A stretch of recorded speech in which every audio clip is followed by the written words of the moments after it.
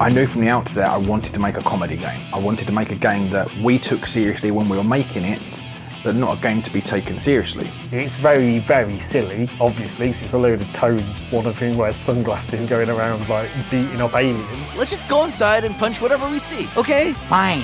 Ha! We had the chance to work with 3 incredible writers, none of whom had written a game before. All of whom come from TV backgrounds and animation.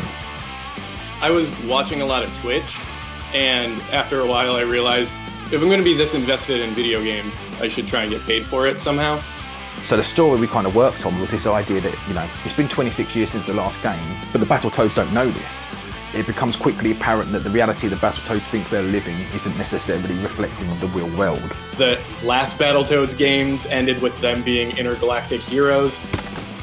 So we're trying to figure out how we could sort of reduce them down to nobodies. So, frogs, how you feeling? Stupid? We're not frogs, we're toads. The Battletoads. We're famous superheroes. This just in. No, you're not. That kind of fantasy just completely erodes and the curtain gets pulled. They see that they are no longer these heroes. They are in this kind of fantasy world.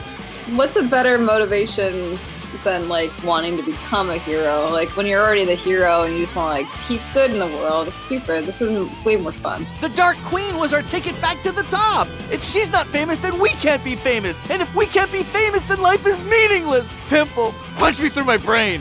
One of the things that was exciting to me about the project was that we got to like kind of reinvent the Battletoads.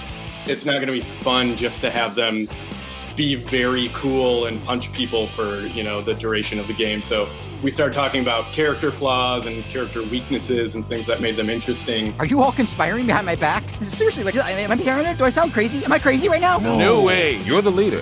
When I first kind of came onto the project, I was like, well, when's the Vulture coming in? When are we going to get Robo Manus? And all this kind of stuff. And it's like, let's just take a step back. Like, they're awesome characters and we can have a lot of fun with them. And they're there, they are in the universe. But let's also create some new bad guys, these Topians. What do they look like? I think if you really want something to be funny, you have to mind relationships and personalities.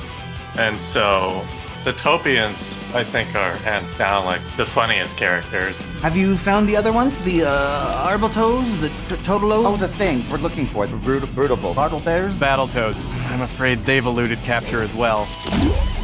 I really liked writing for the Dark Queen, actually. She's actually a character. She's got motives and she can be kind of funny. Why not? She's sort of just like fit into this natural role of like the level-headed one who's trying to keep them on task. Where are we? Mercury 9, an outer ring planet and home to an old cohort of mine named Jeffrey. And he's see-through? Cool. It's interesting to write a character who's smarter than all the Toads, but doesn't have any power. And I thought that was a really fun dynamic between the Toads and the Queen, is that these former enemies now sort of need one another.